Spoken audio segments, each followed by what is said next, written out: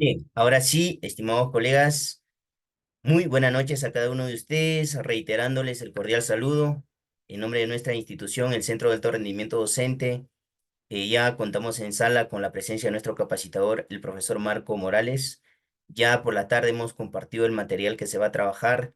Es un material que ha venido en una de las evaluaciones del Ministerio de Educación, es específicamente para nombramiento docente, es del nivel secundario, pero sin embargo saben ustedes bien que la subprueba de habilidades generales, tanto razonamiento lógico y comprensión lectora, es una subprueba transversal, quiere decir que es la misma subprueba para los niveles de inicial, primaria y secundaria, y así como también para las otras modalidades como educación básica alternativa, educación básica especial.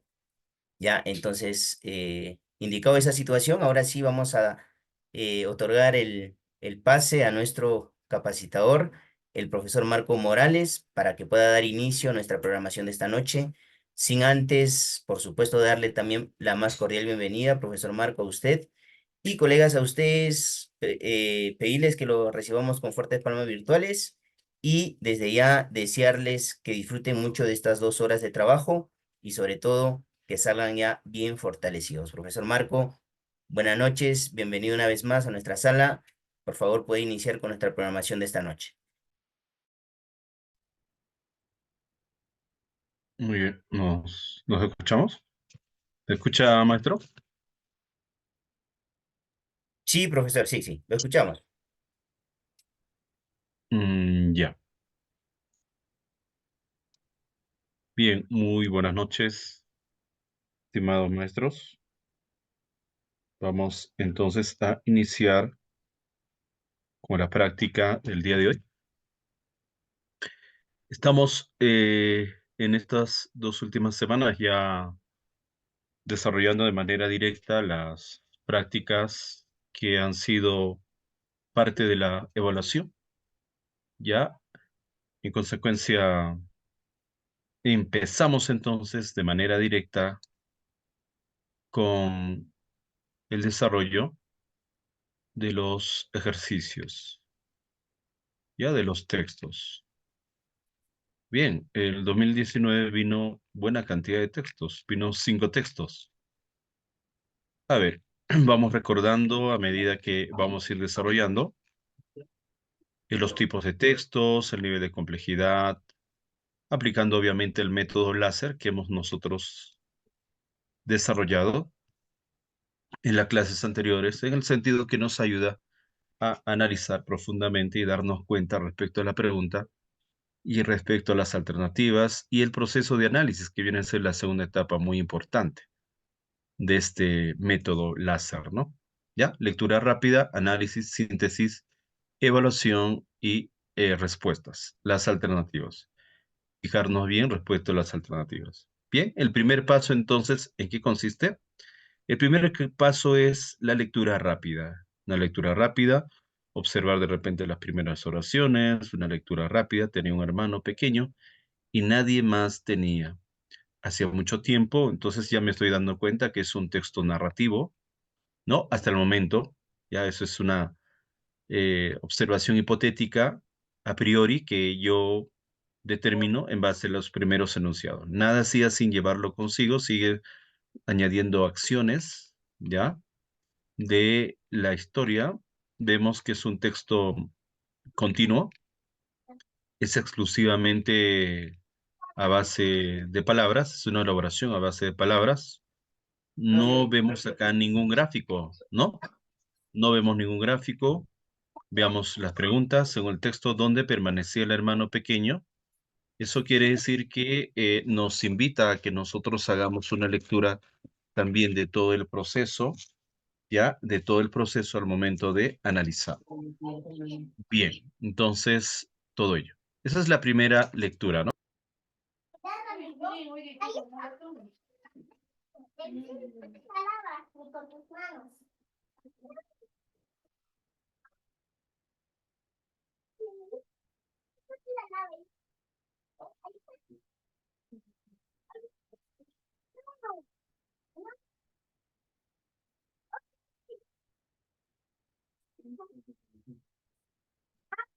Bien, ahora, ¿me escuchan?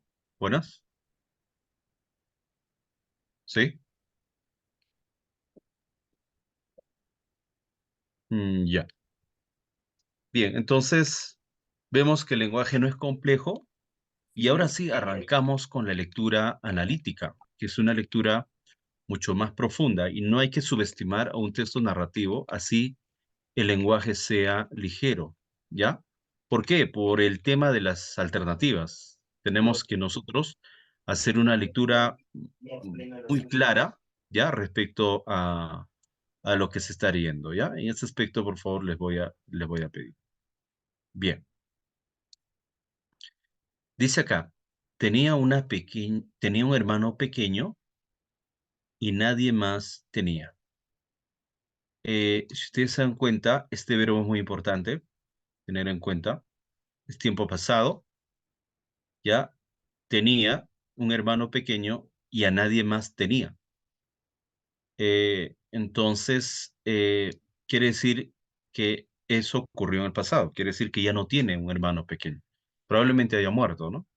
O algo ha pasado, porque en un texto narrativo hay que esperar siempre cualquier impronta, cualquier situación ignota o enigmática que podría generarse, ¿no? Son paradojas en realidad. A ver, hacía mucho tiempo, desde la muerte de sus padres, habitaban los dos solos esa playa desierta. Entonces ya nos está dando el lugar, típico de un texto narrativo, ¿ya? Pero ya es hace mucho tiempo. Entonces hay que tener en cuenta que esto ocurrió hace mucho tiempo. Bien, desde la muerte de sus padres, quiere decir que es huérfano, deducción, ¿verdad? Muy bien. Siguiente. Dice acá, desde la muerte de sus padres, habitaban los dos solos esa playa desierta. ¿Qué quiere decir? Quiere decir que antes de la muerte de sus padres vivían en otro lado, ¿ya? Vivían en otro lado, entonces hay que tener en cuenta ese punto también. Solo desde la muerte de su padre vivían, en este caso, en esa playa desierta rodeada de montaña. Pescaban, cazaban, recogían frutos y eran felices. Bien, miren, pese a la muerte y a pesar de vivir en esas circunstancias, eran felices. En verdad, tan pequeño era el otro, tan pequeño era el otro, apenas como la palma de su mano, que el hermano grande encontraba normal ocuparse de todo, pero siempre atento a su pequeño hermano, delicado y único en su minúsculo tamaño. Entonces está haciendo referencia a la característica del tamaño del hermano. ¿Él es hermano o hermana? A ver, ¿podrían decirme por el chat? ¿O todavía no hay ningún indicio para llegar a esa deducción? La que está narrando tenía un hermano. Hacía mucho tiempo, desde la muerte de sus padres, habitaban. Ah, es tercera persona, ¿no? Es un narrador omnisciente. Habitaban los dos solos. Los dos solos. Y ustedes saben si es los dos solo, puede ser varón, varón o puede ser mujer, varón. Ya habitaban los dos solos. Es un narrador en tercera persona. Alguien está narrando acá. Bien, tan pequeño era el otro, ya era el otro. Entonces, uno de los hermanos era pequeño, apenas como la palma de su mano, apenas como la palma de su mano. Que el hermano grande el hermano grande, entonces es varón, ¿no? Ambos son varones, encontraba normal ocuparse de todo, pero siempre atento a su pequeño hermano, ¿ya? Delicado y único en su minúsculo tamaño. Siguiente. Nada hacía sin llevarlo consigo. Nada hacía sin llevarlo consigo. Esto es una condición para las acciones que realiza el hermano grande. Se supone, si era día de pesca, se iban los dos mar adentro. El hermano grande metido en el agua hasta los muslos. El pequeño encaramado en su oreja, encaramado en su oreja, ambos inclinados sobre la transparencia del agua, esperando el momento en que el pez se acercaría y ¡zas! Caería preso en la celada de sus manos. Entonces se ingresaban al mar incluso a pescar ambos. Y me parece que tiene un tamaño, al decir el pequeño, encaramado en su oreja, pareciera que es un tamaño minúsculo tal como menciona en la parte superior del texto, ¿no?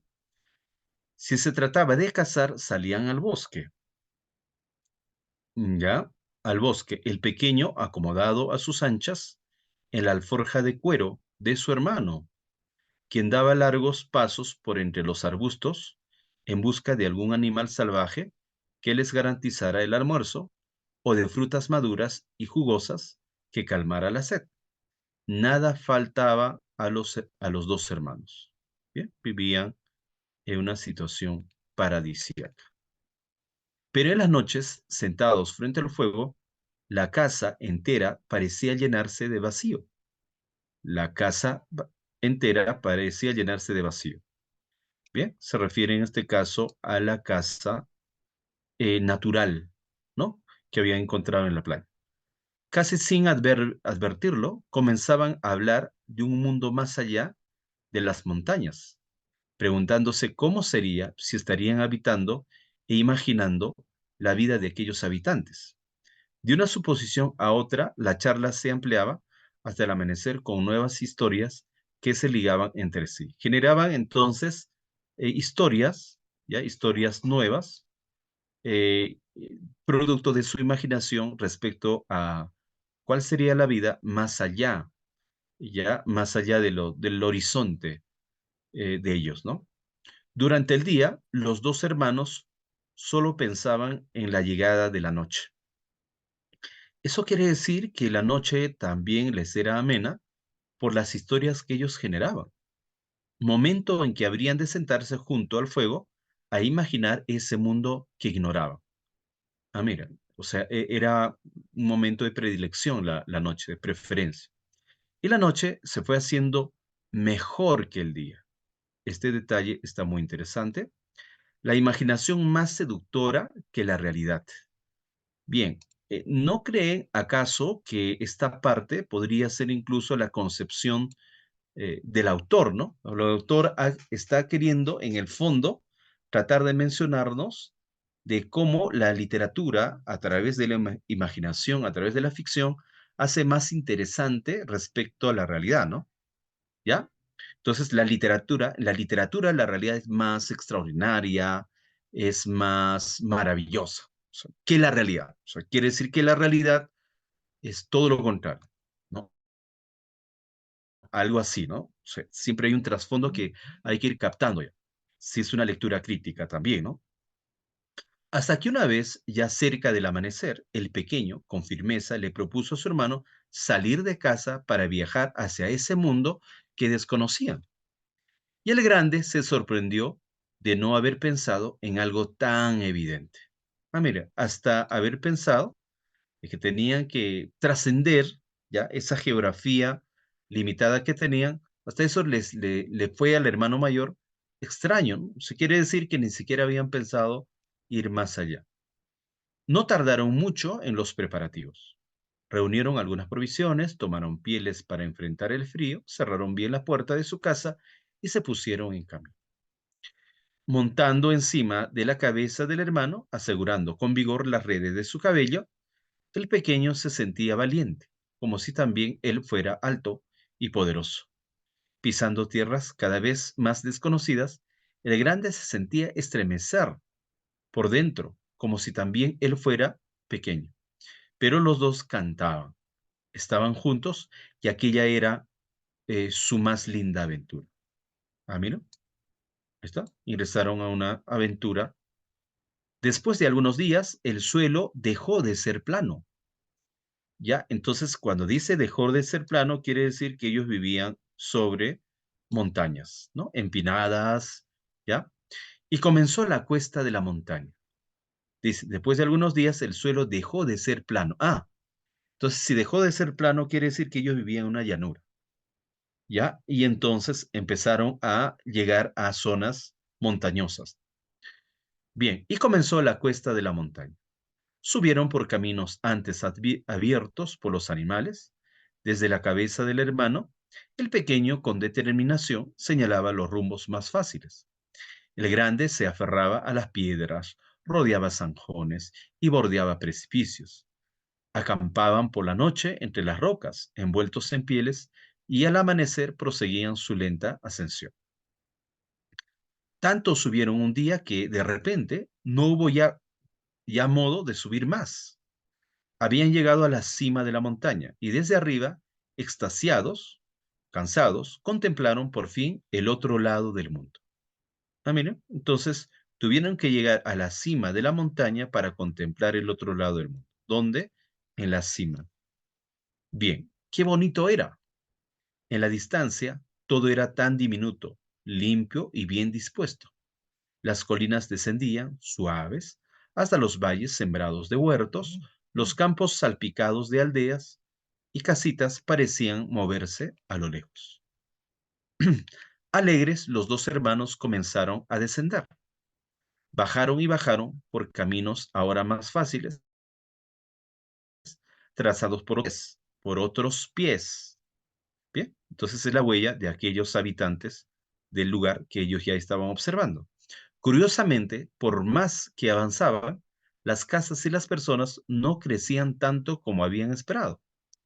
No crecían tanto como habían esperado. Ellos estaban cada vez más cerca y los otros seguían siendo pequeños. Casi estaban llegando a la primera aldea, cuando oyeron un grito y después otro, y vinieron y vieron que todas aquellas personitas corrían a encerrarse en sus casas, cerrando luego tras de sí puertas y ventanas. A ver, oyeron un grito y después otros, y vieron que todas aquellas personitas corrían. Ese dato es muy importante. Sin entender lo que sucedía, el hermano grande depositó en el suelo al pequeño, y éste, viéndose por primera vez en un mundo de su tamaño, infló el pecho y resueltamente se acercó a la casa más próxima. Llamó a la puerta y esperó que algún aldeano lo atendiera. Bien, entonces lo que quiere decirnos es viéndose por primera vez en un mundo de su tamaño. Quiere decir que los habitantes tenían el mismo tamaño del hermano pequeño. A través dice, a través de la endija que se abrió con cautela, los ojos exactamente a la altura de los suyos espiaron. Silencio al otro lado de la puerta. Pero un segundo después también la ventana se abrió levemente, dando espacio a la vivaz curiosidad de otro par de ojos. Y en cada casa se abrieron temblorosas otras endijas, asomó tras ellas el destello de otras miradas, al principio recelosas, eran miradas recelosas, casi encogidas entre los hombros, después más osadas, surgieron cabezas de hombres, de mujeres y de niños, cabezas pequeñas, todas minúsculas, como la de su hermano. Pensó el mayor mientras trataba afanoso de comprender. No había nadie allí que fuera grande, nadie de su propio tamaño, y sin duda sucedía lo mismo en las aldeas vecinas, en todas aquellas casas que él había creído pequeñas solo a causa de la distancia. Bien, entonces había observado, acá era una especie de espejismo, ya que vislumbraba a las personas, suponía él vislumbrar a las personas pequeñas por la distancia, pero no era así, en realidad literalmente eran pequeños o pequeñas. En ese momento el mundo descubrió con súbito sobresalto al comprender. Por fin la realizó a la medida de su hermano. Bien, entonces todo estaba hecho a la medida, el tamaño de su hermano, del hermano pequeño. Entonces vio que éste, tras hablar con los habitantes de la casa, volvía hacia él tendiéndole la mano. El hermano, que siempre le parecía tan frágil, lo llamaba con dulce firmeza, y él se inclinó hasta tocar su manecita y se dejó guiar hasta las gentes de la aldea, que miraban asombradas por primera vez al único gigante de este mundo. Ah, qué interesante. Tiene, al final, hay una, hay una, hay un mensaje adaptado del tamaño de un hermano, Marina Colasanti. Es un texto argumentativo. ¿Cuál es el mensaje que nos deja el texto? A ver, ¿cuál es el mensaje que nos deja el texto? Al final está, eh, se sobreentiende el mensaje. ¿Cuál es el mensaje que nos deja el texto? Como síntesis, ¿no? Hemos terminado de analizar, ahora vamos a la síntesis. ¿Cuál es el mensaje que nos deja el texto?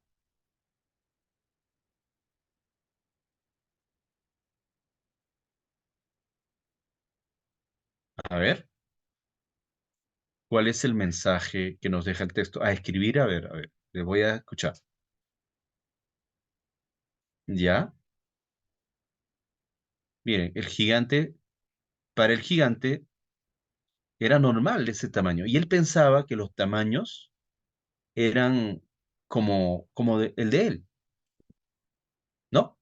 Y en su mundo, ya en ese mundo apartado, pensaba que el tamaño del hermano era un tamaño que pues evidenciaba fragilidad, como que era el tamaño que hacía que las personas sean más, eh, o sea, no sé, podría ser en este caso muy vulnerables, ¿no? Por eso eh, pensaba que era necesario cuidarlo, pero en realidad no era así.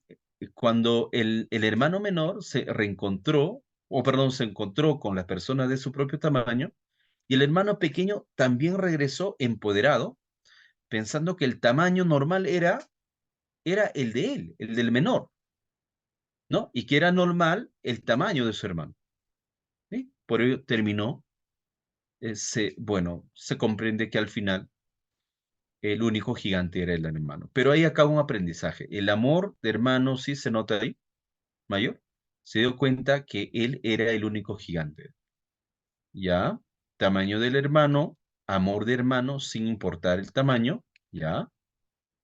¿Qué más? ¿Algo más? ¿Qué enseñanza? Amor de hermanos sin importar el tamaño. Amor de hermanos sin importar el tamaño. ¿Ya? A ver, ¿qué más? Podemos leer acá. Amor incondicional. Bien, entonces vemos el amor incondicional entre los hermanos, ¿no? El amor del hermano, ¿ya? Ese altruismo. Bien, bien, bien. A ver, esta parte. Entonces vio que éste, tras hablar con los habitantes de la casa, volvía hacia él tendiéndole la mano, o sea, al gigante. El hermano, que siempre le parecía tan frágil, lo llamaba con dulce firmeza, y él se inclinó hasta tocar su manecita y se dejó guiar hasta las gentes de la aldea. Bueno, avanzaron hasta las gentes de la sala que miraban asombrados por primera vez al único gigante de este mundo.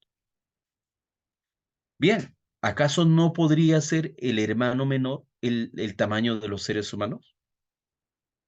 ¿Acaso no podría ser el hermano mayor que simboliza, por ejemplo, no sé, una deidad, ¿ya? Que está con nosotros, que se apiada de nosotros y que nos ve siempre con fragilidad, ¿sí?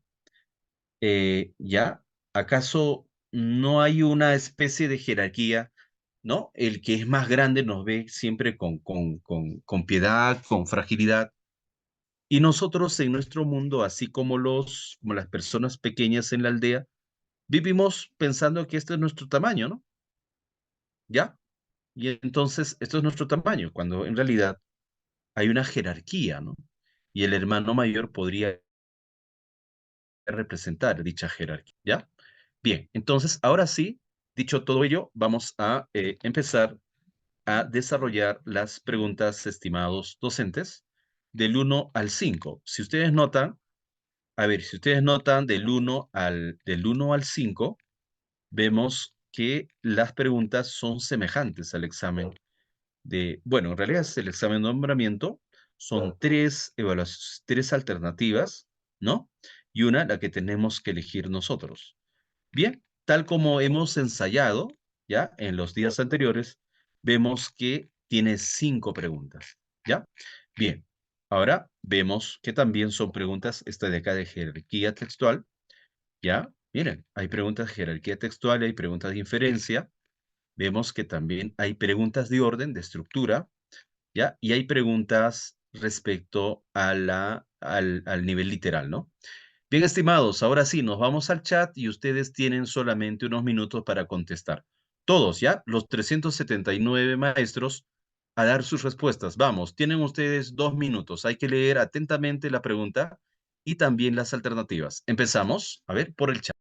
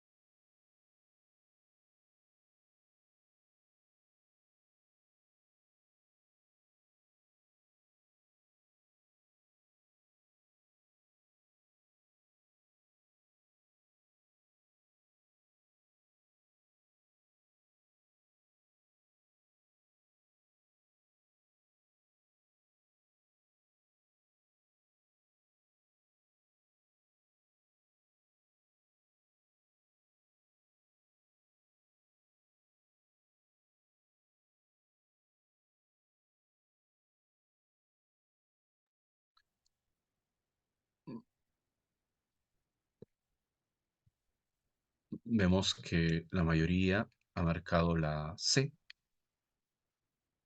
han marcado la A. Está entre la C y la A, ¿verdad? Ya, a ver. A ver, ¿por qué sería la C? A ver, veamos, ¿por qué piensan que es la C? A ver, dice acá, según el texto, ¿dónde permanecía el hermano pequeño cuando iba a pescar con su hermano? Ya, encima de la cabeza de su hermano, en la oreja de su hermano. Ya, pero este punto tiene mucho que ver con la parte literal. Ustedes tienen el texto, estimado.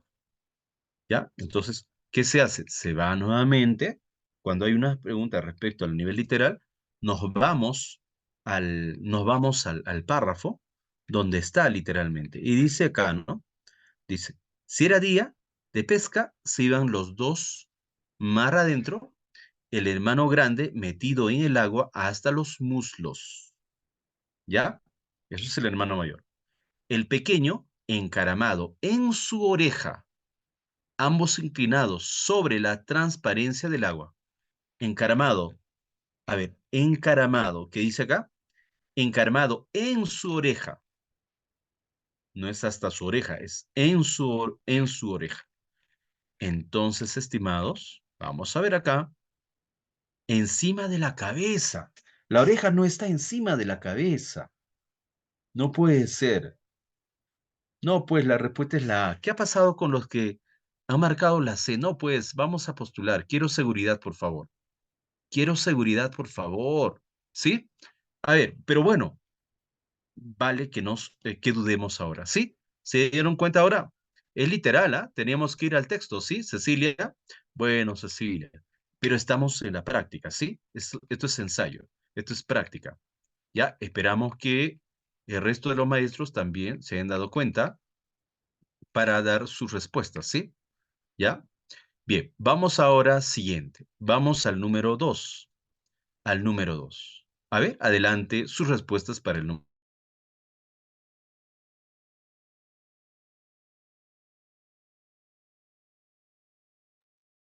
Algunos ya han dado su respuesta. Vamos a contrastar entonces sus respuestas, ¿no? A ver si es esa. Bien, ya hay una primera respuesta, una segunda respuesta. Bien, bien, bien. ¿Será eso?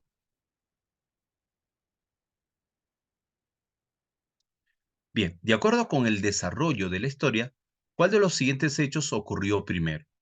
¿Qué ocurrió primero? El hermano grande comprendió que las personas de la aldea eran como su hermano. Eso es después, ¿verdad? B. El hermano pequeño buscó conversar. Eso es después, ¿verdad? Ambos hermanos oyeron gritos que provenían de la aldea a la que llegaron. A la que llegaron. Entonces la respuesta sería la C. Está sencillo, está sencillo. Tiene que ver con la estructura. Siempre viene el tema de estructura. O sea, en texto narrativo, fijarnos bien, en texto argumentativo, fijarnos bien qué ideas van en el orden en la cual están estructurados en el texto, ¿verdad? Bien, correcto, excelente. Entonces, estimados y estimadas, la respuesta viene a ser la C. Bien. Y en el uno la respuesta entonces viene a ser la A.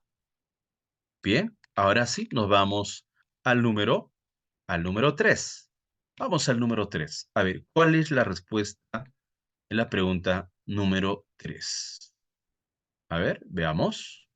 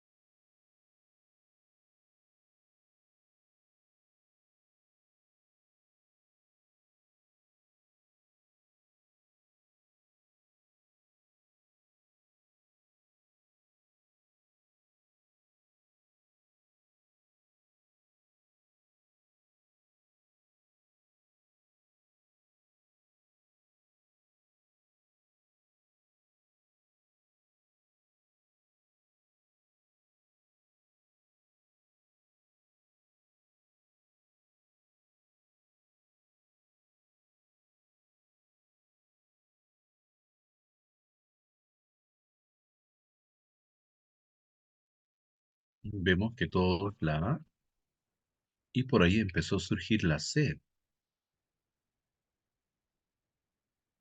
Y me dice la C y la A. Pero si hay algún fundamento que ustedes consideran que es son alternativas distintas, sería muy bueno argumentar también.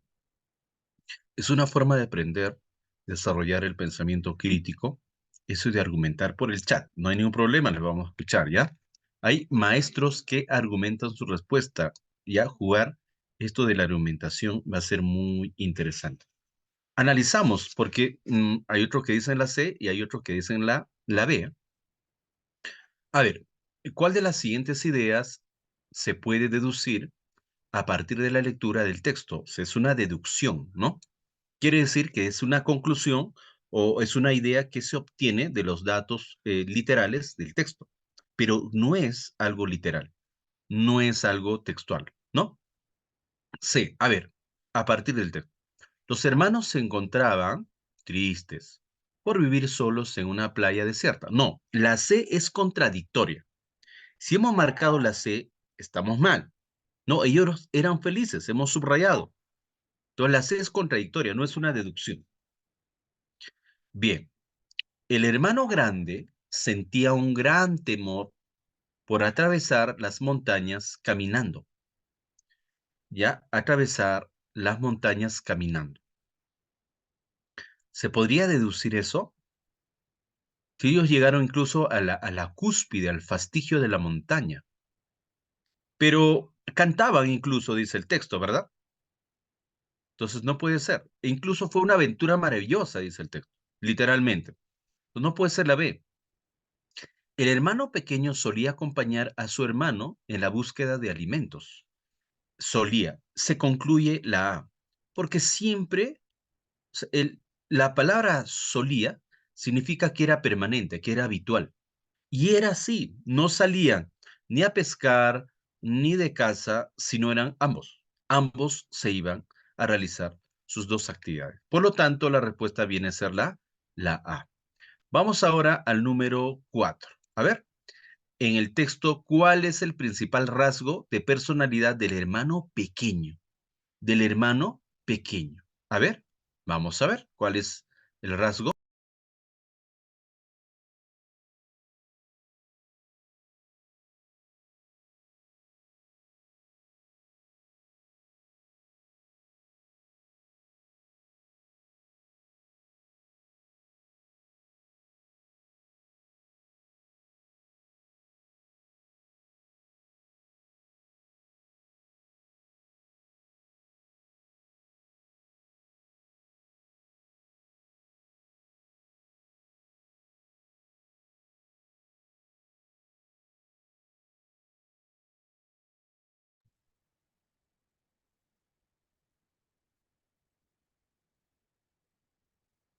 Vemos todos la B. Estoy tratando de buscar si alguien ha marcado una alternativa diferente. Giancarlos, tú dices que es la A. Isabel, también la A. A ver, es suspicaz. Esto de rasgo puede de repente generarnos problemas solo si no sé qué significa la palabra. Solo así podría ser que me equivoque, pero no puede ser. ¿Qué es suspicaz? Suspicaz es desconfiado, incertidumbre, desconfianza. ¿El hermano pequeño era suspicaz? No, sí le acompañaba a todas las travesías, ¿ya?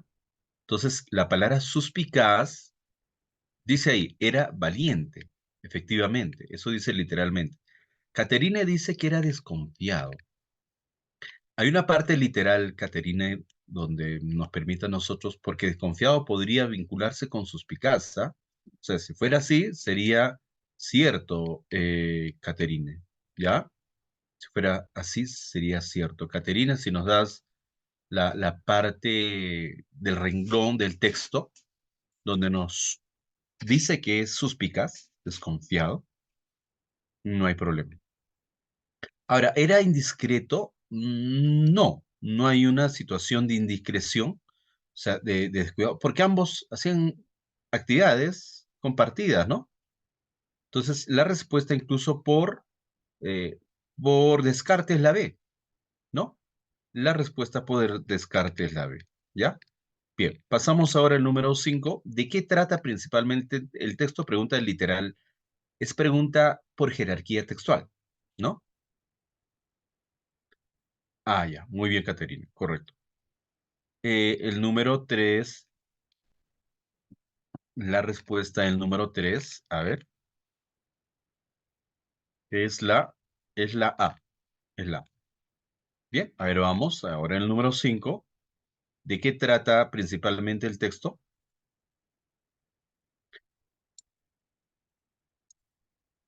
Son preguntas básicas, ¿no? Hemos trabajado con textos mucho más complejos y eso les va a ayudar muchísimo, ¿ya? Les va a ayudar muchísimo, porque ese ha sido el trabajo que hemos realizado, de trabajar con textos mucho más abstractos, ¿no? ¿Recuerdan ustedes? Y preguntas también mucho más potentes. Bien, la mayoría está contestando a la B como respuesta, ¿no? ¿De qué trata principalmente el texto? A ver, de un descubrimiento que cambia la perspectiva de dos hermanos sobre sí mismos. Claro, respecto al tamaño. A ver, la A, de las actividades cotidianas que realizaban los dos hermanos, pero esa parte solo es la A solo corresponde a la primera parte, ¿verdad? ¿Sí? La C, de los problemas que dos hermanos se enfrentan en su viaje. No, no hay problema. Notan ustedes que lo que hacen es ascender a la cima, ven ya una ciudad ya pequeña y pensaban que era incluso la distancia y se dan cuenta que en realidad eran pequeños. Era pequeño para el hermano grande, ¿no? Bien, 5 entonces viene a ser la respuesta, el descubrimiento que cambia la perspectiva de dos hermanos sobre sí mismos. La respuesta entonces sería la B, estimados. ¿Ya? Bien, Ahora sí, nos vamos a realizar una lectura ahora personal. Voy a ir presentando y vamos a ir realizando la lectura, ¿ya? Vamos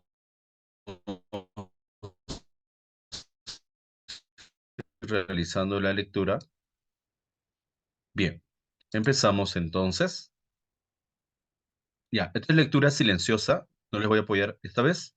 Ya, en la siguiente sí, vamos a ir intercalando porque son 5 textos y ustedes van a realizar la lectura. Incluso voy a presentar en la pantalla para que ustedes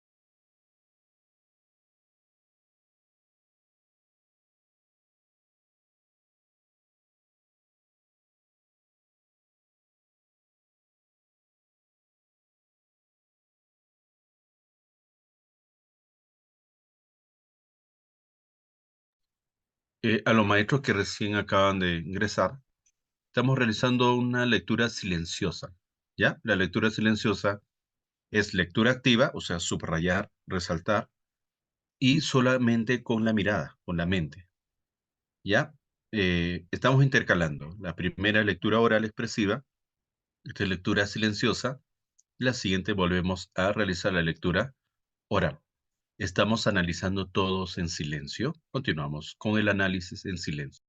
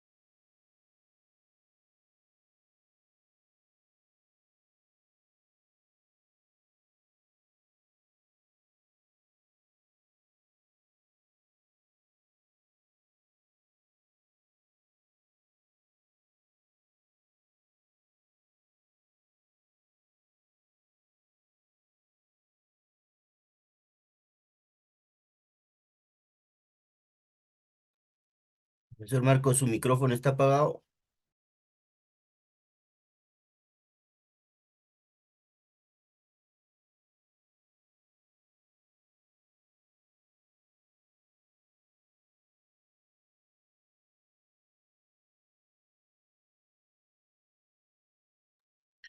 ¿Es lectura silenciosa, maestro?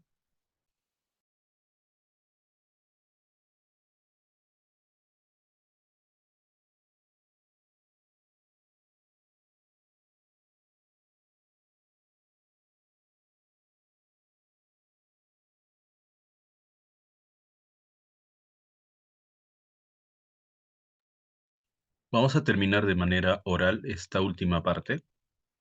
El texto es amplio, como ustedes verán. Termina ahí, ¿ya? Bien, hasta el momento vemos que el autor manifiesta su rechazo a aquellos que quieren prohibir el uso de la tecnología en el aprendizaje, ¿no?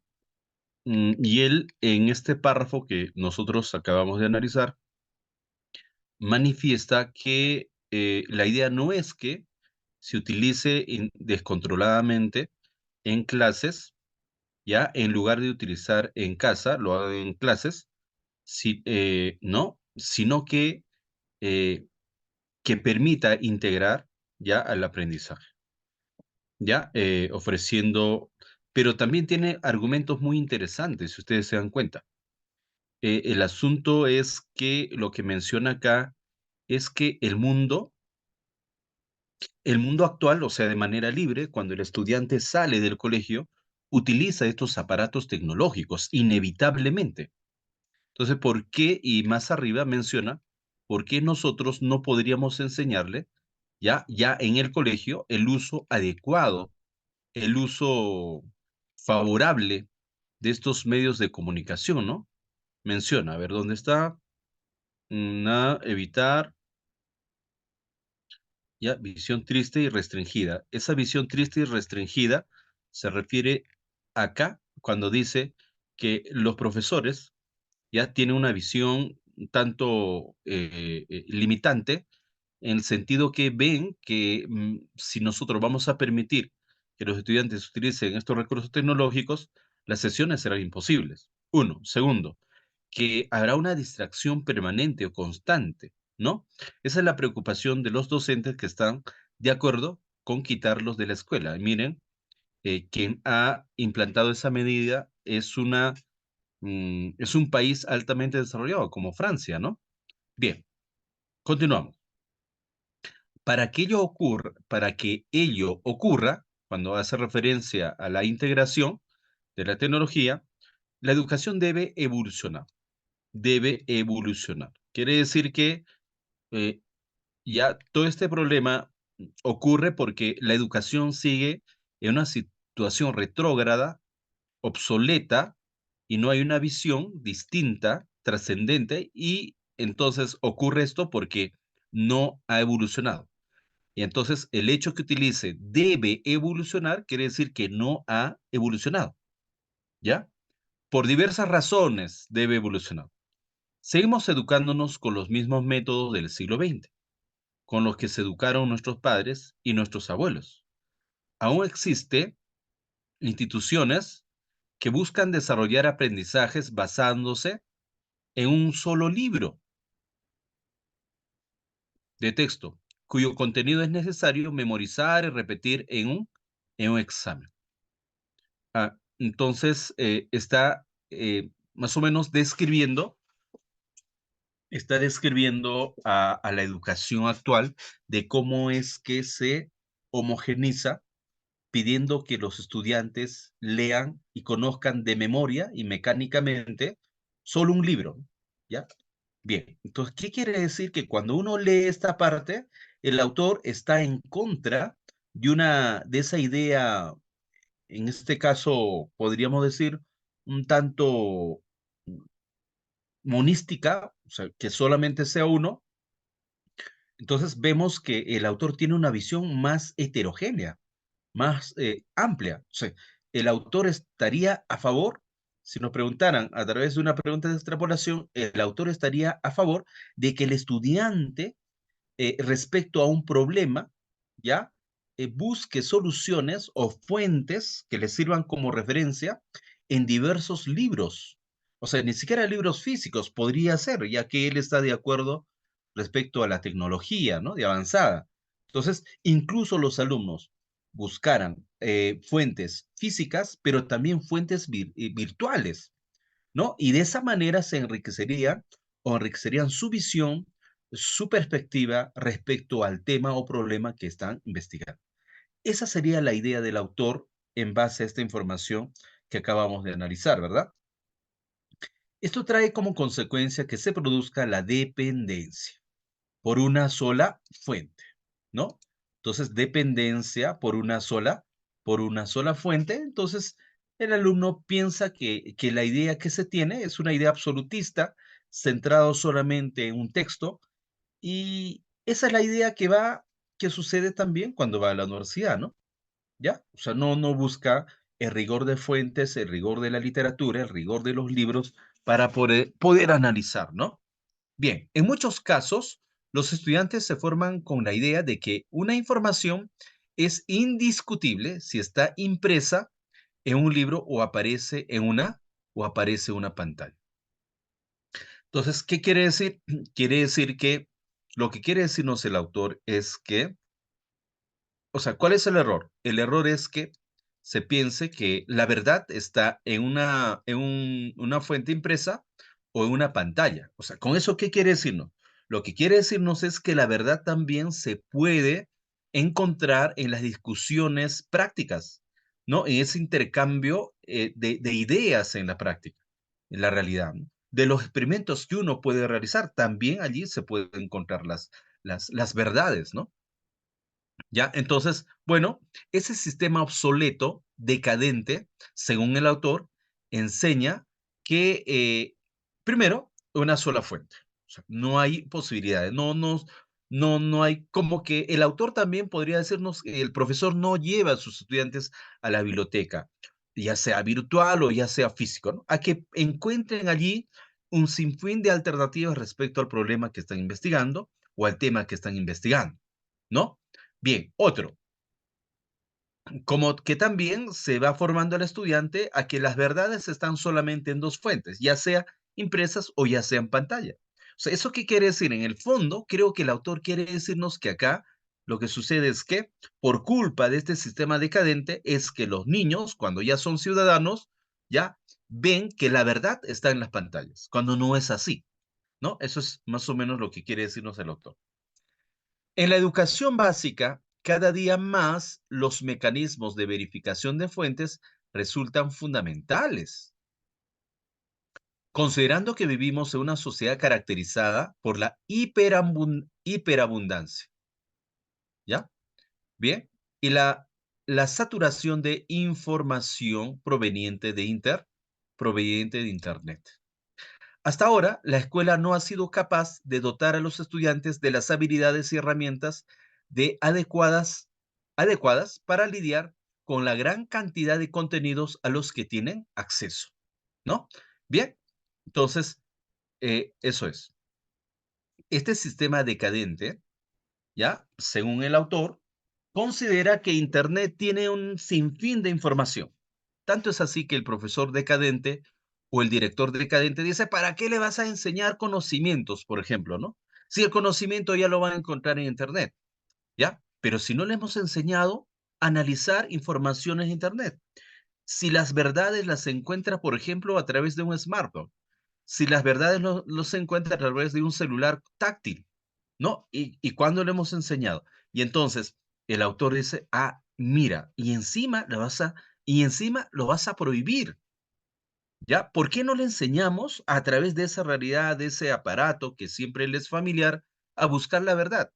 Ah, bien, entonces quiere decir que esta sociedad cuyo sistema es decadente, ya sabe que hay una información en cantidad, pero no le hemos enseñado, no le hemos dado las habilidades y las herramientas adecuadas para procesar dicha cantidad de información.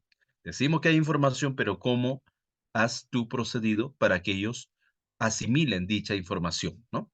¿Ya? Desde nuestro quehacer, los docentes podemos ayudar a los que los estudiantes comprendan que el conocimiento no está encerrado en un solo libro. ¿Ya? Bien, eso es lo que está llegando ya a una conclusión, me parece. Que el conocimiento no está encerrado en un solo libro. Uno, o una sola fuente. Bueno, ya se sabe, una sola fuente puede ser también virtual, entonces. A que se manejen entre cantidades ilimitadas de información. A que se manejen, ¿qué quiere decir? A que ellos aprendan a asimilar, ¿ya? Entre cantidades ilimitadas de información. Ya no les hemos enseñado eso. Estudiantes comprendan eso. Comprendan que tienen que aprender a asimilar información que nos presenta en gran cantidad y que sean capaces de cualificarla. O sea, ¿qué quiere decir? Que sean, que tengan discernimiento, que tengan valoración respecto a dicha información abundante supuestamente. Claro, hay abundancia, pero bueno, muchas veces el alumno no sabe cómo procesarla o en todo caso identificarla, ¿no? Tanto es así que su mentalidad es una sola y se van de repente a una ventana y se cansan o no quieren hurgar en otras fuentes o diversas fuentes que hay en diversas plataformas. Bien, ¿qué más? Que sean capaces de qué? De reflexionar críticamente sobre ella. ¿Ya? ¿Eso le hemos enseñado? No, ¿no? Entonces el autor menciona, mira, ellos van a seguir observando el celular, pero no le estamos enseñando justamente en el colegio a que hagan justamente a que desarrollen estas capacidades, ¿no? No les estamos enseñando. Descartarlas cuando es mala y compartirla cuando es buena. Bajo esta perspectiva, podríamos plantear retos o problemas significativos que los estudiantes tengan que resolver con las fuentes que estén a su disposición. Bien, el reto es respecto a las fuentes, ¿no? Resolver con las fuentes que estén a su disposición. Nuestro rol consiste entonces en guiarlos para que sepan bucear dentro de ese mar de información. Entonces, eso es nuestro trabajo. La educación tiene que enseñar a que los estudiantes, lo que quiere decirnos el autor acá, es que el colegio tiene que enseñar, o una institución educativa tiene que enseñar a que el alumno aprenda a enfrentarse a ese conjunto de informaciones, ya que los bombardea, ¿no? Las redes sociales, por ejemplo, ¿no? A través de un celular táctil. Bien, entonces prohibiendo no hacemos nada, no enseñamos para nada nuevas capacidades, nuevas destrezas que el alumno, para que el alumno pueda ya realizarse. En este sentido, es necesario promover que los estudiantes tengan un papel mucho más activo y protagónico en la verificación y búsqueda de fuentes de información. Bien, de modo que utilicen diversos métodos que le permitan revisar la validez de las fuentes. Eso es el asunto.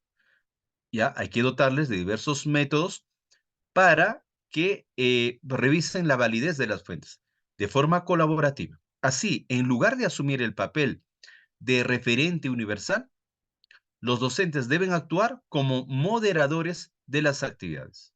¿Ya? O sea, son en asumir el papel de referente universal, o sea, decir que hay una información abundante. No, tenemos que actuar como moderadores. O sea, enseñarles cómo es que ellos tienen que asimilar dicha información, cómo es que tienen que percibir dicha información que perciben en las redes sociales. Aunque es una tarea compleja, es importante reorientar las dinámicas de las aulas. El fin de que la tecnología digital tenga un espacio en el proceso de aprender y que los estudiantes también participen en dicho proceso reflexivamente. ¿Ya? No es que los estudiantes participen para que formen parte del proceso. No, a enseñarles que los alumnos participen en esa interrelación con la tecnología, pero que lo hagan reflexivamente. ¿Ya? Bien, ¿cuál es la enseñanza que quiere dejarnos en síntesis Enrique Dans en este texto titulado Educación y Transformación Digital? A ver, ¿cuál es la enseñanza? Yo les leo, maestros, a ver, ¿cuál es la enseñanza que quiere dejarnos ya Enrique Dans después de la lectura de este texto? A ver, les espero unos minutos, a ver, segundos, quise decir, no segundos, a ver, ¿cuál es la enseñanza? ¿Cuál es en síntesis? la lección que quiere transmitirnos, la postura que quiere manifestarnos el autor. Adelante, a escribir por el chat. A ver, vamos.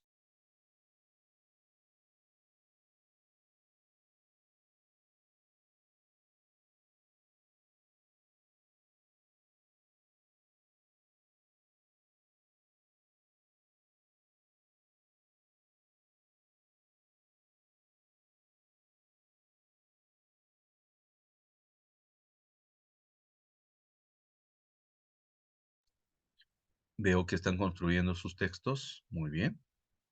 ¿Cuál es la postura del autor? ¿Qué lección quiere dejarnos el autor?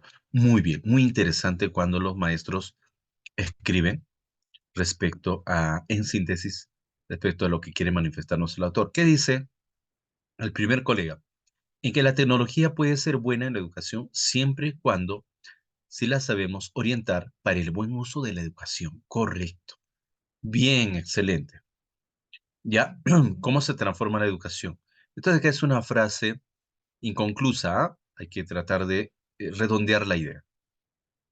Buen uso de la tecnología, ¿ya? En los espacios educativos, por ejemplo. Sería bueno.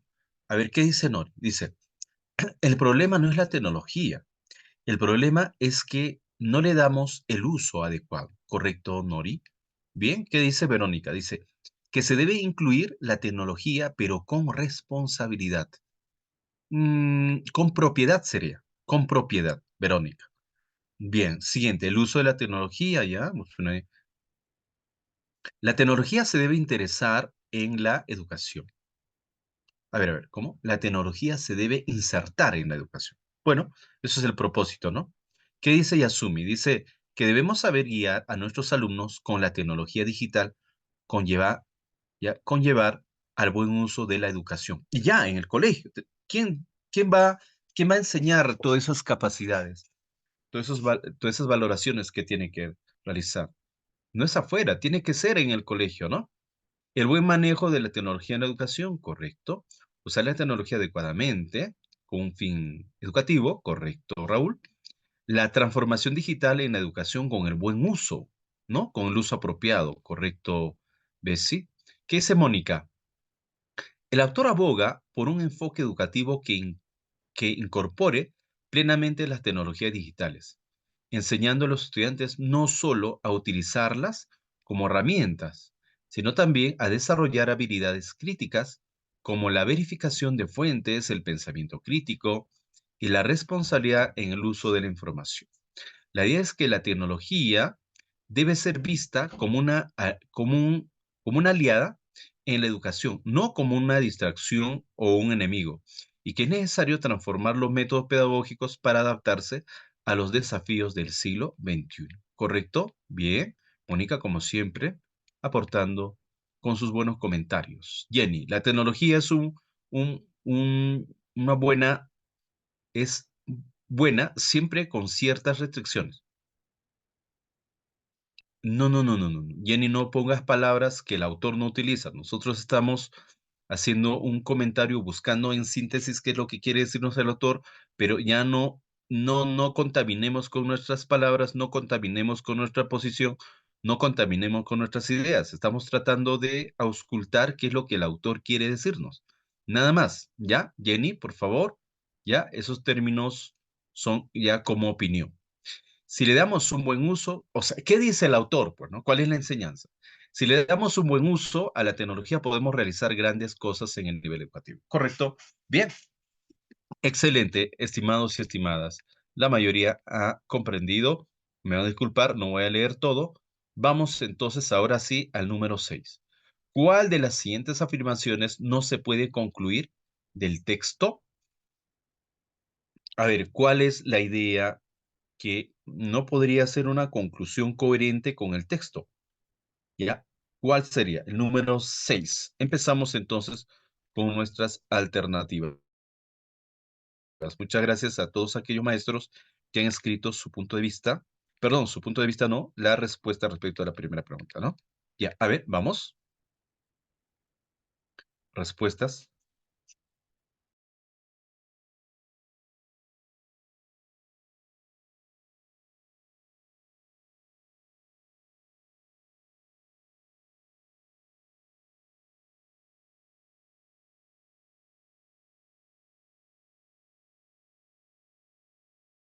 La A, ¿verdad? Es todo lo contrario, la A. El uso actual, el autor está al contrario, tratando de despertar que se promueva la alfabetización digital y eso no ocurre, ¿no? Entonces, no es. El uso de un solo libro de texto puede ser un obstáculo para fomentar, eso sí está en el texto. El uso limitado que algunos docentes le dan a la tecnología digital se debe a que la consideran una distracción para los estudiantes. Ah, bueno, esa es la idea que se tiene de aquellos que temen a que la tecnología de los celulares formen parte del proceso de aprendizaje, ¿no? Entonces, Jay, no puede ser la C, Jay, estamos analizando, ¿ah? El uso limitado de algunos docentes que le dan a la tecnología digital se debe a que la consideran una distracción, sí. Algunos docentes lo ven como distracción, entonces no puede ser la C. Ya, Walter, ¿por qué la B? El uso de un solo, eso está en el texto, Walter. Marlene, Alicia, nos está preguntando respecto a la idea que no está en el texto. Ya, la B y la C sí están en el texto. Alicia, lo que no está en el texto es la A. Ya, no está en el texto la A. ¿Ya? El uso actual que se le suele dar a los libros electrónicos, no hay un uso actual, no, se ha prohibido, o en todo caso ni siquiera se le da uso. Eso es lo que dice el autor. Así que la A es la respuesta. Bien, excelente. Vamos ahora al número 7. Adelante, número 7, todos a contestar la respuesta del número 7. A ver.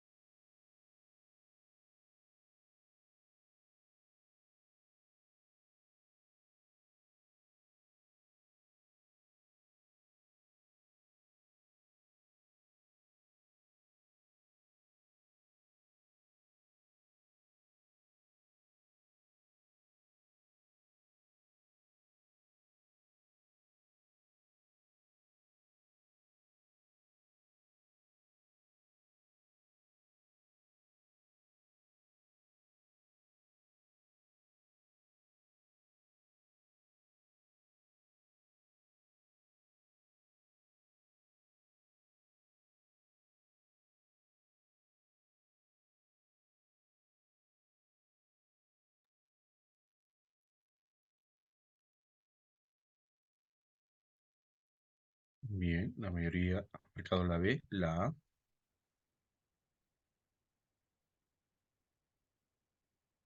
la A y la B. Miren, estaba subrayando para que se fijen. Mira, por eso hay que fijarnos bien en la pregunta. La pregunta es, en el texto, el autor menciona un hecho, ya que se contrapone, contraviene entre la educación y tecnología. ¿Qué hecho? ¿Cuál es ese hecho? ¿Ya? ¿Cuál es ese hecho que ha triunfado? ¿Cuál es? La aplicación de prácticas pedagógicas del siglo XX en las escuelas francesas. A ver, la aplicación de las prácticas, no, pues, esto no es un hecho. Ya, la aplicación de prácticas, este hecho no es coherente. La aplicación de prácticas pedagógicas del siglo XX en las escuelas francesas. El que ha triunfado no es eso, porque el que ha triunfado es que en esta práctica pedagógica del siglo XX, el gobierno francés, ¿ya? Ha evitado, ha prohibido el uso de los smartphones en las escuelas. Esto es el hecho ¿Ya? La prohibición, esto es el hecho que ha triunfado. Esta prohibición dada por el gobierno francés, es el hecho palpable, evidente, palmario, que ha triunfado, que evidencia la contraposición entre la educación y la tecnología. Es esta prohibición. ¿Ahora se entiende? ¿Sí? ¿Esta palabra? ¿Se entiende ahora? Respecto a la palabra, ¿sí? Miren, cómo estos dos términos son determinantes, ¿ah? ¿Ya? ¿Qué tal? ¿Se entendió ahora? ¿Sí? Bien, bien, bien. Bien, Rosita, bien, Talía. Bien, bien, bien. Bien, Lázaro. Bien, entonces acá la respuesta viene a ser la B.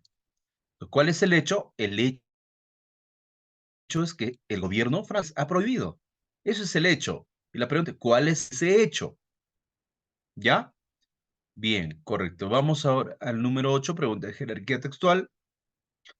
8, ¿cuál es el propósito principal del texto? A ver, vamos, ¿cuál es la respuesta de usted?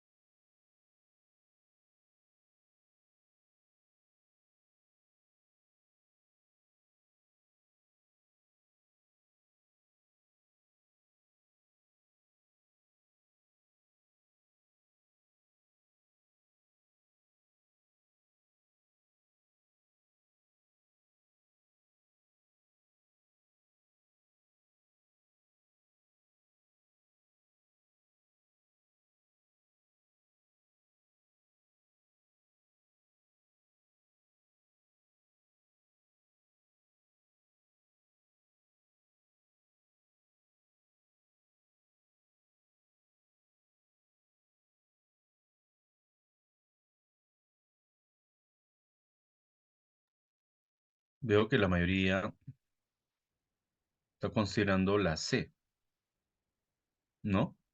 El propósito principal A es enumerar los beneficios pedagógicos que conlleva utilizar apropiadamente la tecnología digital en la escuela. O sea, su propósito es enumerar. Si fuera enumerar, sería un texto expositivo, ¿no? Describir algunas propuestas pedagógicas que fomentan la reflexión crítica sobre el uso de tecnologías digitales. Ya, describir algunas propuestas. Propuesta uno, describe la propuesta 2, propuesta 3. Describir, sería un texto descriptivo, ¿no? Resaltar la necesidad de incluir los avances del desarrollo tecnológico digital en la práctica. Resaltar es una posición, ¿no? ¿Ya? Entonces sería un texto argumentativo, ¿ya? Por lo tanto, la respuesta sería la C, ¿ya? Bien, correcto. La respuesta sería la C. ¿Qué tal, Jenny? ¿Te diste cuenta que es la C?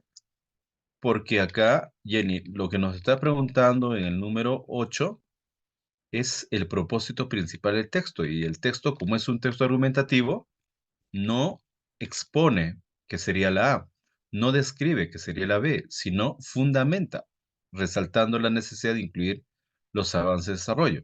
¿Sí, Jenny? Bien, Jenny, correcto. Pasamos entonces ahora al número 9. A ver, en el tercer párrafo, nos vamos al tercer párrafo. A ver, a ver.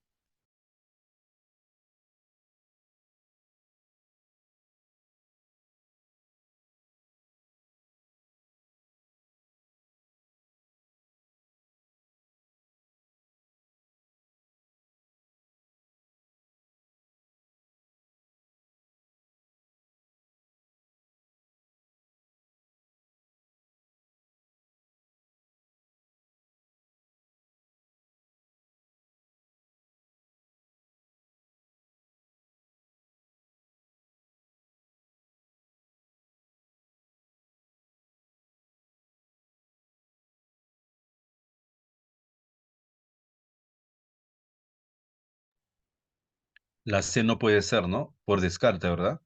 Aquí estas escuelas están comprometidas con el desarrollo y la mayoría de las escuelas pretenden seguir haciendo lo mismo que han hecho siempre. Entonces no puede ser la C. Los siempre no es que están comprometidos con el desarrollo digital, por lo tanto no puede ser la C, ¿no? Claro que sí está entre la A y la B. Veo que la mayoría considera la A lo consideran la B. ¿Ya? Pero vamos a los argumentos. Me gusta leer los argumentos. ¿Qué dice Mónica?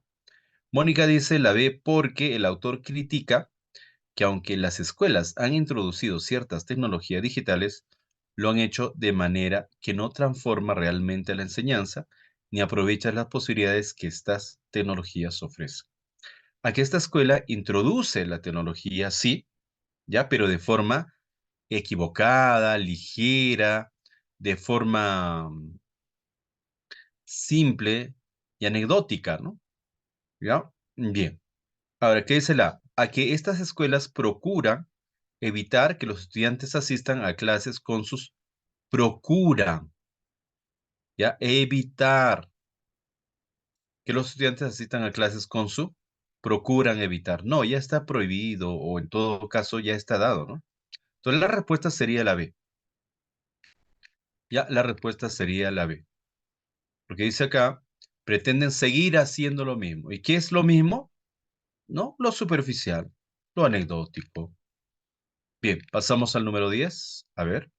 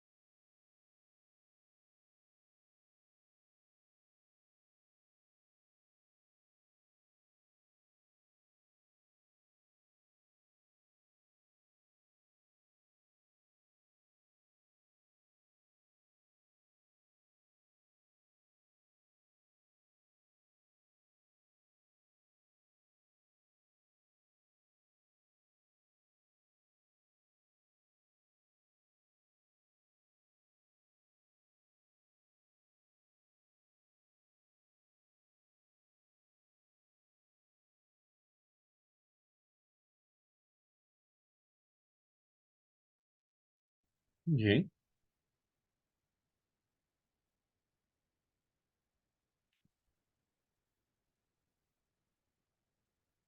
A ver, número 10.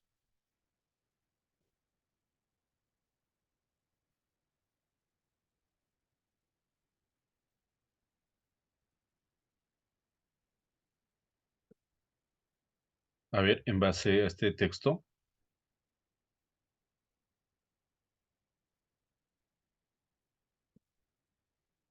la actividad escrita en el comentario anterior está basada en una idea que también se desprende del texto.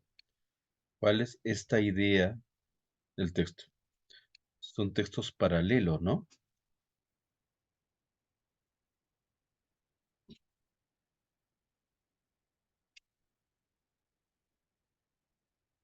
A ver. Hace poco recuerdo haber propuesto a mis estudiantes llevar a cabo una actividad que consistía en crear perfiles de personajes históricos en la red social, en crear perfiles de personajes históricos. La red social que más utilizan. Está utilizando la tecnología acá. La actividad los motivó a investigar en la web sobre la vida de esos personajes. Para ello tenía que buscar y contrastar diversas fuentes de información acerca de sus datos biográficos. Está desarrollando destrezas digitales, virtuales. Además, tuvieron que realizar una selección de imágenes, determinar los contactos de dicho personaje y explicar qué relación existió entre ellos en función de la época en que vivieron. Ah, miren, entonces el propósito con lo que sucede en el enunciado es lo que el autor busca en realidad, ¿no?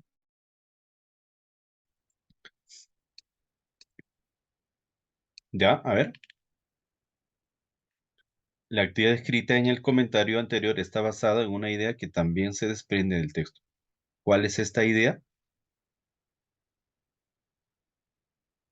Cada día más, la educación, a ver, vemos la A, la C, la C, la C, la A, la A, la C, la A, la C. A ver, ¿Cuál es esta idea que también se desprende? Cada día más la educación básica es fundamental para enseñar a los estudiantes los mecanismos de búsqueda de información en Internet.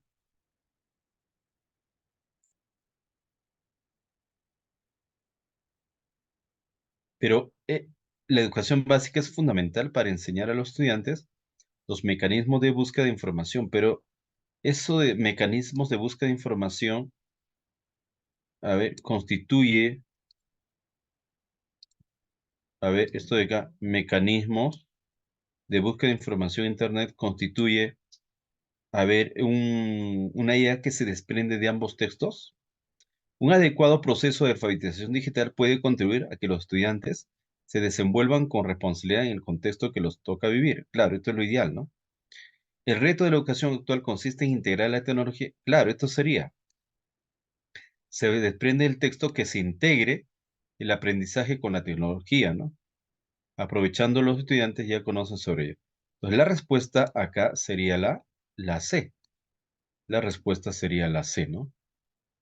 Ya, esa sería la respuesta entonces, amigos. Veo que la mayoría la C porque el docente aprovecha una plataforma digital familiar para los estudiantes, motivándolos a investigar y aprender, lo que refleja la idea de integrar efectivamente la tecnología en la educación. Correcto. Bien, eso es. Vamos ahora al siguiente texto, al texto número 3. A ver, vamos a analizar todos acá el texto número 3. En 1944, José María Arguedas escribió un artículo. Ah, bien, entonces hay que ir subrayando ya. Ese mismo año, Arguedas sería invitado por los representantes.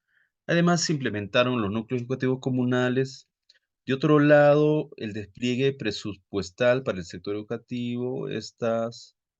¿Qué ocasionaba que esta reforma educativa? Un tercer obstáculo fue la dificultad de aplicar la estrategia. Y ahí termina el texto, ¿no? Adaptado por maestros, mistis y campesinos en el Perú rural del siglo XX, de Carlos Contreras. Ah, bien, entonces va a hablar respecto también a la educación.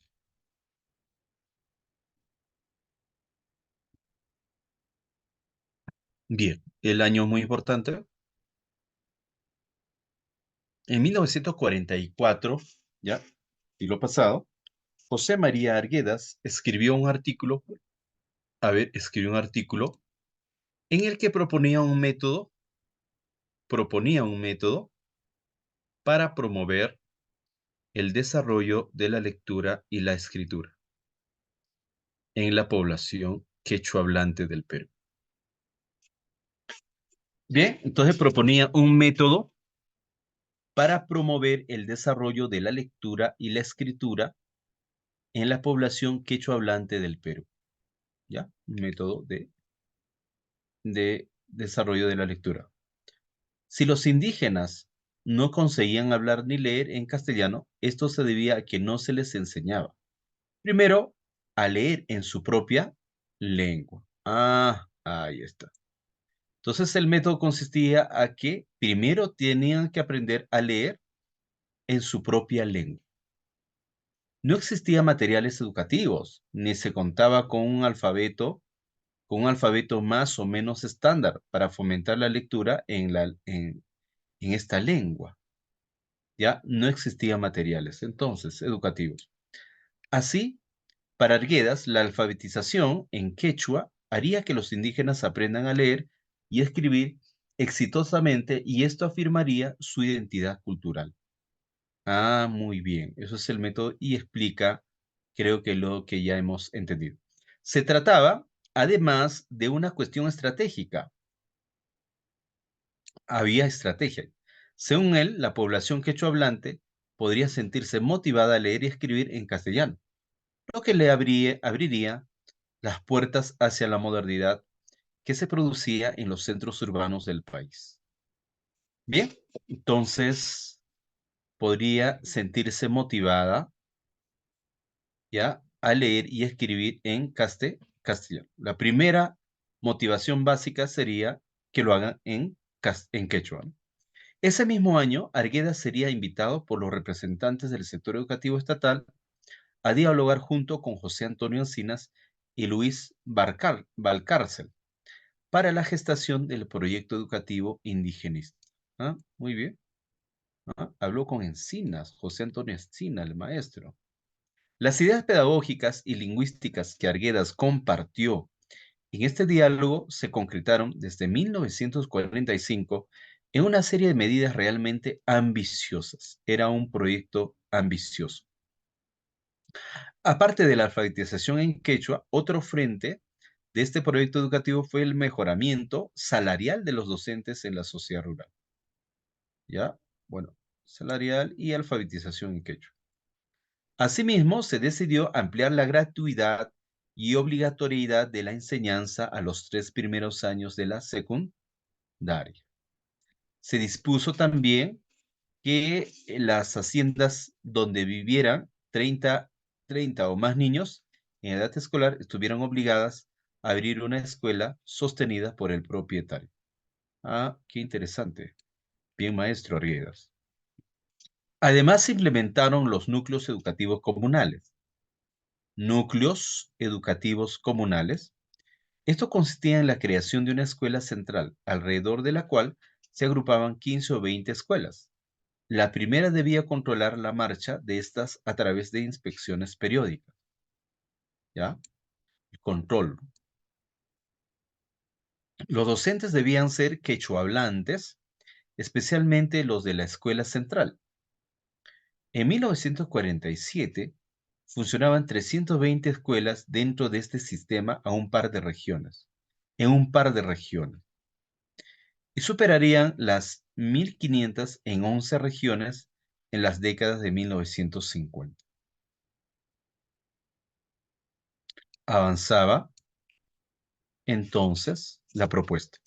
De otro lado, el despliegue presupuestal para el sector educativo, que en 1936 era de 15.000 7 millones de soles, fue de 101.007 millones en 1946. Quiere decir que ascendió, ¿no? Ascendió de 15 a 101. En 1946. El año es muy importante, 1936 al año 1946. Más o menos 10 años después, ¿no? Y llegaría a la suma de 195 millones en 1949. O sea, 3 años después. Esta inyección económica contribuyó a que entre 1940 y 1966 el total de escuelas primarias pasaran de 4.882 a 19.587 y que la cantidad de maestros pasara de 8.911 a 1.937, ya. Esto es el año, ¿no? En 1937 y en 1966 ya llegaron a 62.416 maestros. Estas medidas sembraron la esperanza de que la reivindicación de la población indígena finalmente se lograría. Sin embargo, el Censo Nacional de 1961 mostraría las limitaciones de estas reformas educativas. Si bien el avance con respecto al censo de 1940 no era despreciable, la cuestión era que una vez más la brecha en cuanto a los aprendizajes entre costa y la sierra, eso es otro asunto, no se reducía. O sea, había una educación muy distinta en la costa y una educación muy distinta en la sierra, ¿ya? Y no se reducía esa brecha. Mientras que en la costa el promedio de analfabetismo en castellano era de 27%, en la sierra era de 56%. ¿Qué ocasionaba que esta nueva reforma educativa no tuviera los resultados esperados?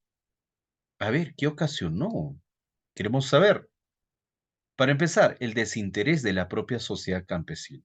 Ay, ay, ay, esa actitud pasiva y conformista de la sociedad campesina. Por el acceso de las mujeres a la escuela. desinterés de la propia sociedad campesina por el acceso de las mujeres a la escuela. O sea, quiere decir que en las zonas rurales las mujeres no tuvieron esa oportunidad que sí lo tuvieron en las zonas urbanas. Existía la percepción de que la educación alejaba a la mujer de sus actividades tradicionales. Estaba chocando con su idiosincrasia. El censo mostró que 2 de cada 3 analfabetos mayores de 15 años eran mujeres. Otro hecho que influyó en los resultados del censo era la persistente migración de la sierra al centros urbanos costeños de los sectores jóvenes más educados. Si bien es la migración. Si bien la educación intentaba expandirse por todo el territorio nacional, Lima y otras ciudades de la costa eran los espacios en los que se focalizaba el trabajo y la posibilidad de bienestar socioeconómico.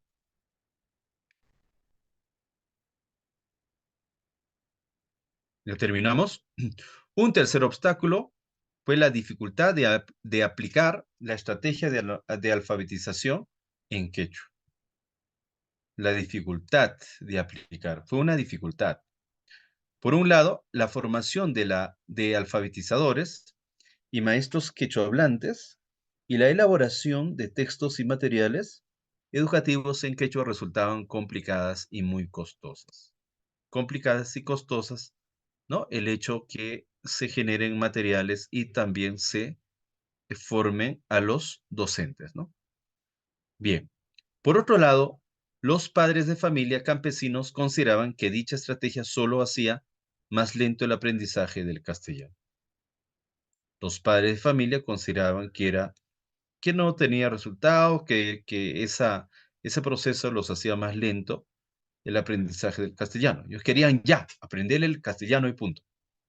Cuando sus hijos, al cabo de 2 o 3 años de escolaridad, eran incapaces de expresarse en castellano, se desilusionaban y los retiraban de la escuela. Bien, esto como que fracasó. A pesar de que existieron estos obstáculos, el censo no desató la frustración ni el descrédito del proyecto indigenista.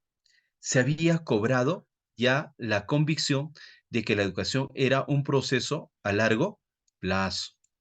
Ah, muy bien. Generó entonces una, una conclusión de que la educación, la transformación a través de la educación, no es un proceso a corto plazo, sino es a largo plazo.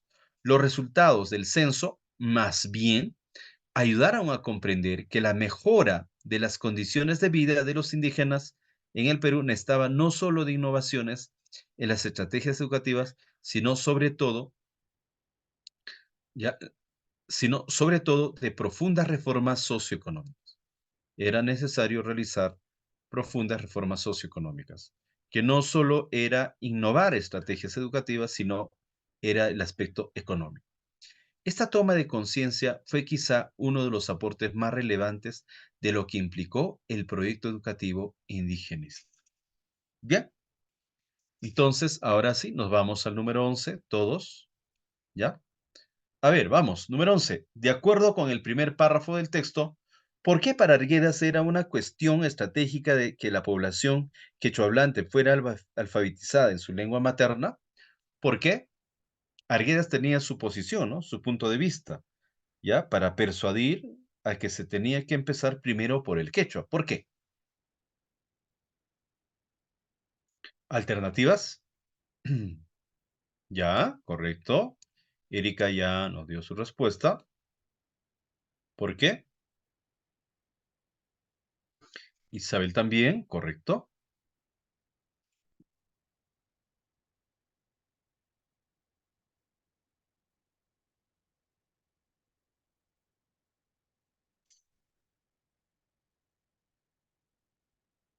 Claro, no es que este afirmaría su identidad. Mm, el texto en realidad no apunta a eso. Yo también pensaba que Arguedas estratégicamente con eso quería que las personas o las generaciones confirmen su identidad cultural a través de ese proceso previo, ¿no? Pero el texto no ha hablado en ningún momento. Yo quería escuchar de repente esa idea de la A, pero no encontramos en el texto. Lo que encontramos en el texto es que si empieza aprendiendo el quechua, se va a sentir motivada para leer y escribir en castellano. Eso sí está en el texto, ¿ya? Entonces la respuesta viene a ser la C, ¿ya? La C. Bien, pasamos ahora al número 12. Según el texto, ¿en qué año la partida presupuestal para el sector educativo alcanzó los, 101,7 millones de soles? 12. Es literal, ¿no? Está en el texto, así que ahí nadie debe fallar. El número 12, correcto, viene a ser la B. Es asunto de ir al texto y vamos a encontrar que la respuesta viene a ser la B. Número 13, ¿cuál es el propósito principal del texto? ¿Qué es lo que el texto quiere infundirnos? La 13.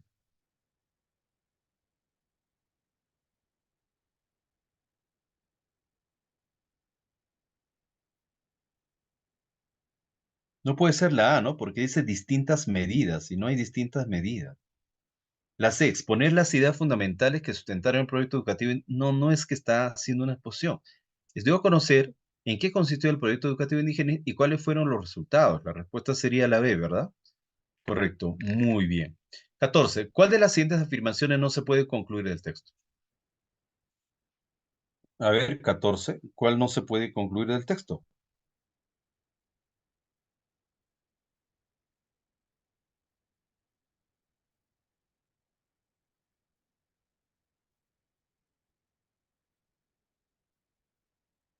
Quiere decir que es una idea falsa, ¿no?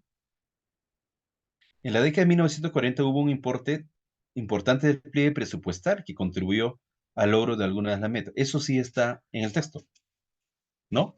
O sea, contribuyó mucho. Según Arguedas, la población quechua-hablante debería primero ser alfabetizada en su lengua materna si se busca que aprenda a leer y escribir. No, pues lo que nos está preguntando no se puede concluir. ¿Ya? ¿Por qué consideran que es la B?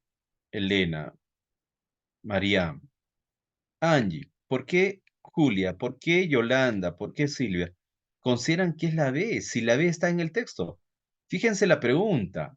¿Cuál de las siguientes no se puede concluir? No se puede concluir, o sea, no se relaciona con el texto. Listo. Esa es la idea. No se relaciona con el texto. La B. Sobre la población quechua-hablante debería primero. Eso está en el texto. Esa es una conclusión que surge del texto. La A surge del texto, la B surge del texto. Se supone que es la C. El censo de 1900 dejó en claro que las reformas al modelo educativo causaron un aumento en el promedio de analfabetismo. O sea, no, en ninguna parte el de la población rural y urbana de la sierra. Ya, no, no es eso. La C no tiene nada que ver con el texto, ¿ya? Además, no ha hablado del promedio del ascenso, aumento del promedio de alfabetización, ¿no? 15. ¿Cuál de las siguientes alternativas expresa la idea principal del último párrafo del texto? El último párrafo del texto que es más que una lección, ¿no? ¿Ya? O sea, no se ha logrado de repente la consigna que el proyecto buscaba, pero se ha logrado a entender que la educación se logra, pero a largo plazo y que hay que solucionar los aspectos socioeconómicos, ¿verdad? Eso es lo que dice la última parte, ¿verdad? Entonces, ¿cuál de las siguientes expresa la idea principal del último párrafo? A ver,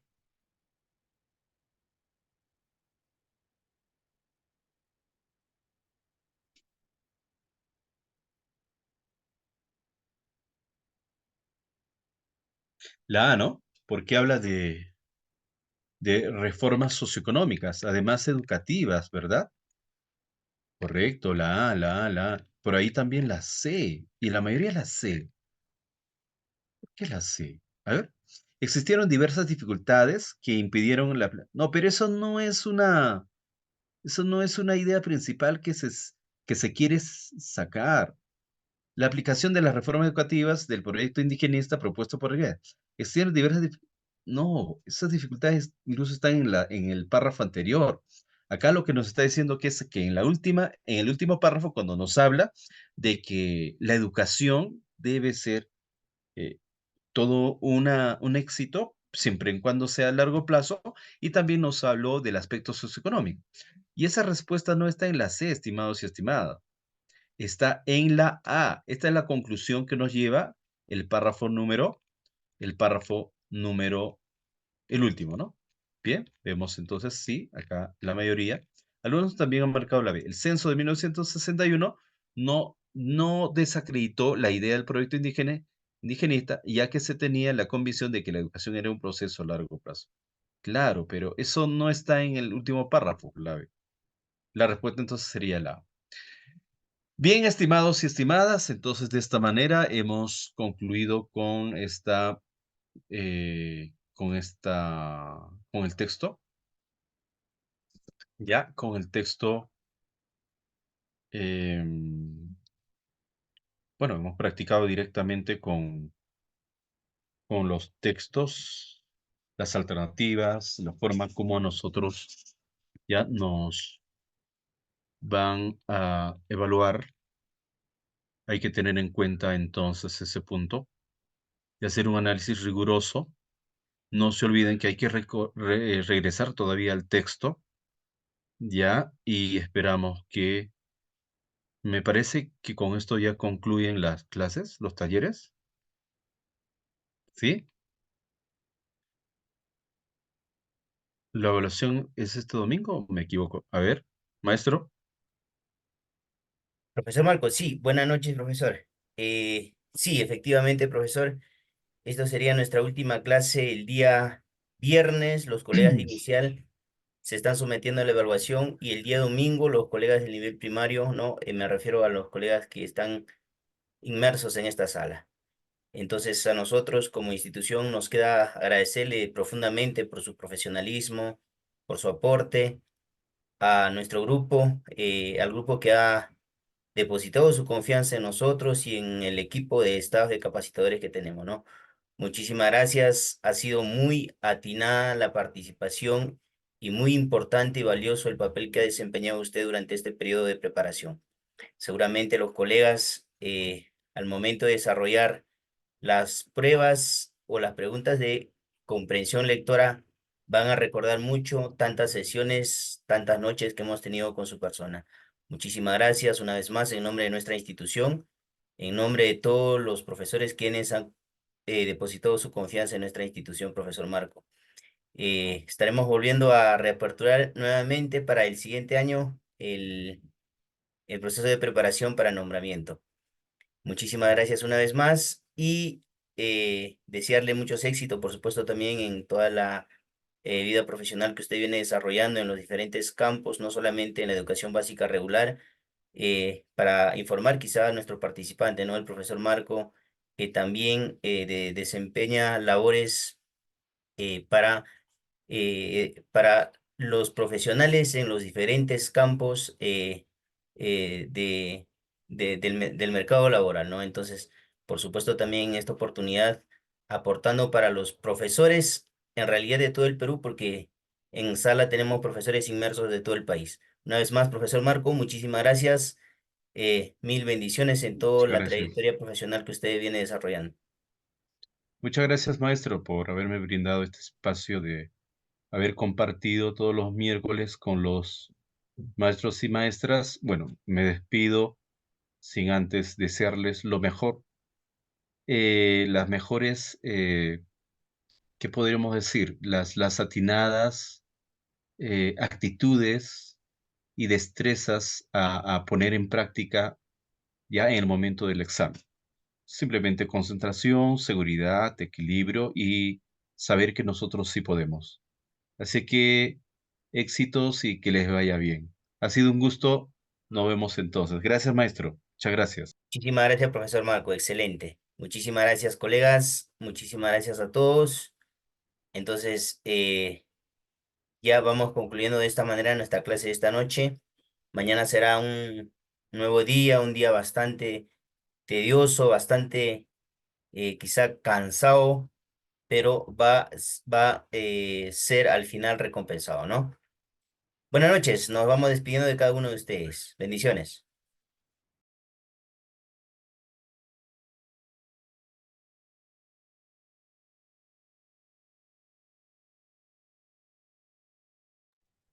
También para los colegas, estimados colegas, para quienes desean todavía incorporarse para nuestro simulacro de mañana que va a empezar a las 3 de la tarde y va a ser corrido hasta las 11 de la noche. Vamos a trabajar 8 horas de full casuísticas, eh, el cual hemos solicitado a nuestras capacitadoras que seleccionen los temas más recurrentes del Ministerio de Educación, ¿no? En las últimas evaluaciones. Repitiendo, ¿no? Hay temas que han venido en reiteradas ocasiones cambiados quizá de caso, de situación, pero en realidad son los mismos temas. Entonces ya nuestras capacitadoras están trabajando para poder darles lo mejor el día de mañana en nuestro perdón, en nuestra maratón. Con esa palabra nos despedimos. Muchísimas gracias a todos. Cordiales saludos. Hasta el día de mañana con cada uno de ustedes.